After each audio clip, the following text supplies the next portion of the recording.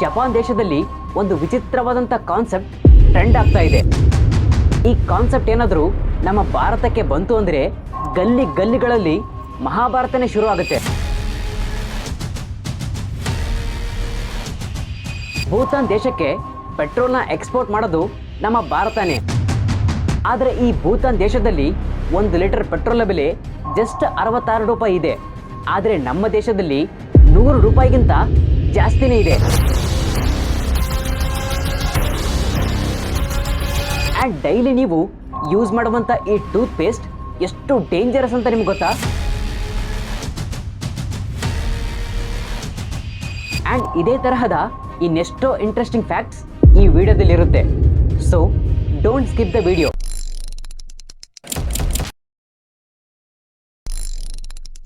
ನಿಮಗೆ ಗೊತ್ತಾ, ಭೂತಾನ್ ದೇಶದ ಗಡಿ ಹತ್ತಿರದಲ್ಲಿರುವಂಥ ನಮ್ಮ ಭಾರತೀಯರು ನಮ್ಮ ಭಾರತವನ್ನೇ ಬಿಟ್ಟು ಭೂತಾನ್ ದೇಶಕ್ಕೆ ಹೋಗಿ ಅಲ್ಲಿ ತಮ್ಮ ವಾಹನಗಳಿಗೆ ಪೆಟ್ರೋಲ್ ಆ್ಯಂಡ್ ಡೀಸೆಲ್ ಅನ್ನು ಹಾಕಿಸ್ಕೊಂಡು ರಿಟರ್ನ್ ಭಾರತಕ್ಕೆ ಬರ್ತಾ ಇದ್ದಾರೆ. ಯಾಕೆ?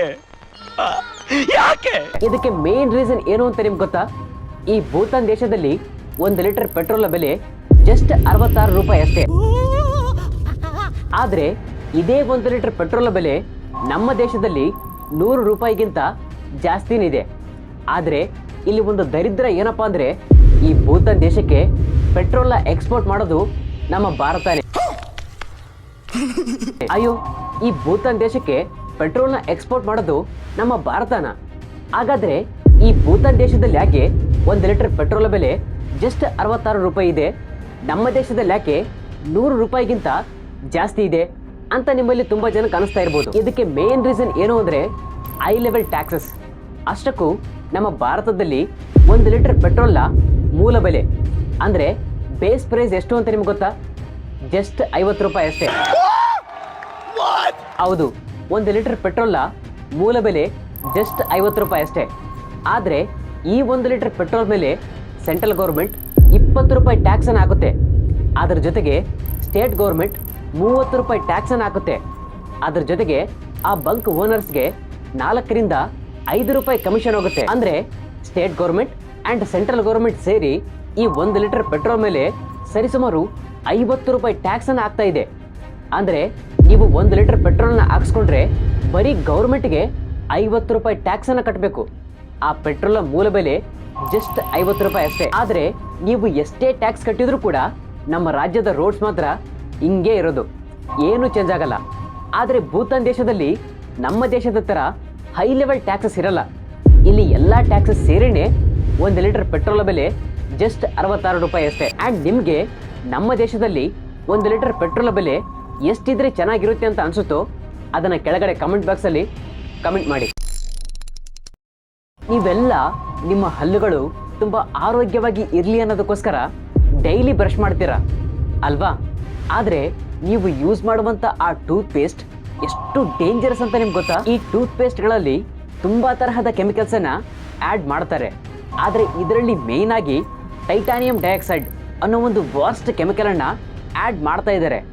ಇದು ಎಷ್ಟು ಡೇಂಜರಸ್ ಅಂತ ನಿಮ್ಗೆ ಗೊತ್ತಾ? ಫಸ್ಟ್ ಆಫ್ ಆಲ್, ಈ ಟೂತ್ ಪೇಸ್ಟ್ಗಳಲ್ಲಿ ಈ ಕೆಮಿಕಲನ್ನು ಯಾಕೆ ಯೂಸ್ ಮಾಡ್ತಾ ಇದ್ದಾರೆ ಅಂದರೆ, ಈ ಟೂತ್ ಪೇಸ್ಟ್ಗಳು ತುಂಬ ಬ್ರೈಟ್ ಆಗಿ ಆ್ಯಂಡ್ ತುಂಬ ಅಟ್ರಾಕ್ಟಿವ್ ಆಗಿ ಕಾಣಲಿ ಅನ್ನೋದಕ್ಕೋಸ್ಕರ ಈ ಕೆಮಿಕಲನ್ನು ಆ್ಯಡ್ ಮಾಡ್ತಾ ಇದ್ದಾರೆ. ಆದರೆ ಈ ಕೆಮಿಕಲ್ ಎಷ್ಟು ಡೇಂಜರಸ್ ಅಂದರೆ, ಇದರ ಅತಿ ಸೂಕ್ಷ್ಮವಾದ ಕಣಗಳು ನಿಮ್ಮ ಬಾಯಿಯ ಮೃದುವಾದ ಚರ್ಮದ ಮೂಲಕ ಡೈರೆಕ್ಟಾಗಿ ನಿಮ್ಮ ಬ್ಲಡ್ಡಲ್ಲಿ ಹೋಗಿ ಸೇರಿಕೊಳ್ಳುತ್ತೆ.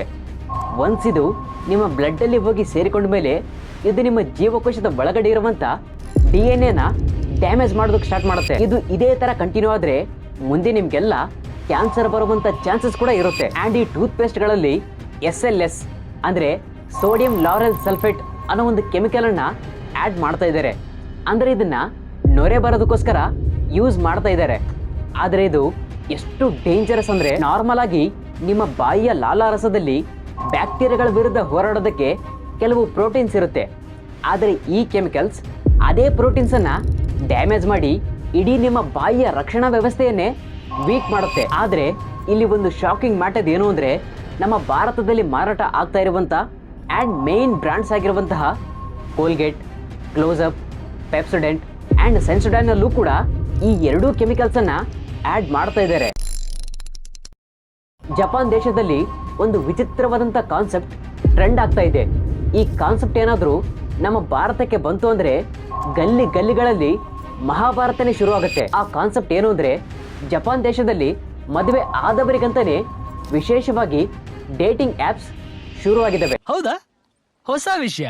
ಯಾಕೆ?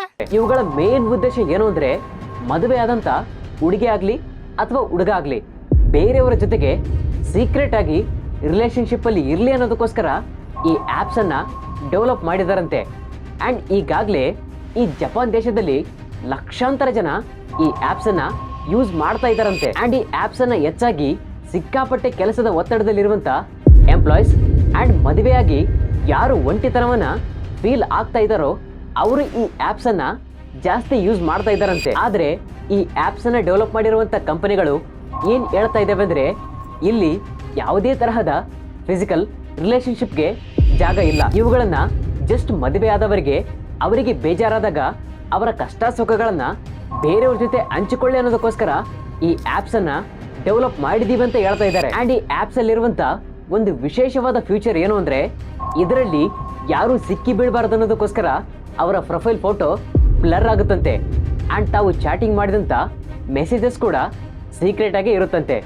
ಸಿಂಪಲ್ ಆಗಿ ಹೇಳ, ಕಳ್ಳಾಟ ಆಡೋದಕ್ಕೆ ಏನೆಲ್ಲ ವ್ಯವಸ್ಥೆ ಬೇಕೋ ಅದೆಲ್ಲ ಈ ಆ್ಯಪ್ಸಲ್ಲಿ ಇದೆಯಂತೆ. ಆದರೆ ಇದ್ರ ಬಗ್ಗೆ ಜಪಾನ್ ದೇಶದಲ್ಲಿರುವಂಥ ಜನ ಏನು ಹೇಳ್ತಾ ಇದ್ದಾರೆ ಅಂದರೆ ನಾವು ಫಸ್ಟ್ ಪಾರ್ಟ್ನರ್ ಜೊತೆ ಅಂದರೆ ಗಂಡ ಅಥವಾ ಹೆಂಡತಿ ಜೊತೆ ಸಂಸಾರ ಮಾಡ್ತೀವಿ ಆ್ಯಂಡ್ ಫಿಸಿಕಲ್ ರಿಲೇಶನ್ಶಿಪ್ಪಲ್ಲಿ ಇರ್ತೀವಿ. ಆದರೆ ಸೆಕೆಂಡ್ ಪಾರ್ಟ್ನರ್ ಜೊತೆ ಜಸ್ಟ್ ಮನಸ್ಸಿನ ಮಾತು ಅಂದರೆ ನಮ್ಮ ಕಷ್ಟ ಸುಖಗಳನ್ನು ಹೇಳಿಕೊಳ್ತೀವಿ ಅಷ್ಟೇ, ಅದಕ್ಕಿಂತ ಬೇರೆ ಏನು ಇರಲ್ಲ ಅಂತ ಹೇಳ್ತಾ ಇದ್ದಾರೆ. ಆದರೆ ಈ ಮನುಷ್ಯರ ಬುದ್ಧಿ ಹೇಗೆ ಅಂತ ನಿಮಗೆಲ್ಲ ಗೊತ್ತೇ ಇದೆ. ಮೊದಲು ಮಾತು ಅಂತ ಸ್ಟಾರ್ಟ್ ಮಾಡ್ತಾರೆ, ಆಮೇಲೆ ಆ ಮಾತು ಹೋಗಿ ಅಲ್ಲ ಅದು ಯಾವ ಮಟ್ಟಕ್ಕೆ ಹೋಗುತ್ತೆ ಅನ್ನೋದನ್ನ ಹೇಳೋದಕ್ಕೆ ಬಂದೆ ಅಷ್ಟೇ. ಆ್ಯಂಡ್ ಒಂದು ವೇಳೆ ಈ ಕಾನ್ಸೆಪ್ಟ್ ಏನಾದರೂ ನಮ್ಮ ಭಾರತಕ್ಕೆ ಬಂತು ಅಂದರೆ ಹೇಗಿರುತ್ತೆ ಅನ್ನೋದನ್ನ ಒಂದ್ಸರಿ ಥಿಂಕ್ ಮಾಡಿ. ಸಿಂಪಲ್, ಹೆಂಡತಿ ಕೈಯಲ್ಲಿರುವಂಥ ಸೌಟು ಗಂಡನ ತಲೆ ಮೇಲೆ ಲ್ಯಾಂಡ್ ಆ್ಯಂಡ್ ಪ್ರತಿಯೊಬ್ಬರ ಸಂಸಾರ ಬೀದಿಗೆ ಬರುತ್ತೆ. ಆ್ಯಂಡ್ ನೀವೇನಾದರೂ ಈ ಆ್ಯಪ್ಸನ್ನು ಡೌನ್ಲೋಡ್ ಮಾಡಿದಿರಿ ಅಂತ ಗೊತ್ತಿದ್ರೆ ಸಾಕು, ಡ್ರಮ್, ಕುಕ್ಕರ್, ಫ್ರಿಡ್ಜ್, ಸೂಟ್ ಕೇಸಲ್ಲಿ ನಿಮ್ಮ ಡೆಡ್ ಬಾಡಿ ತೇಲೋದಂತೂ ಪಕ್ಕ.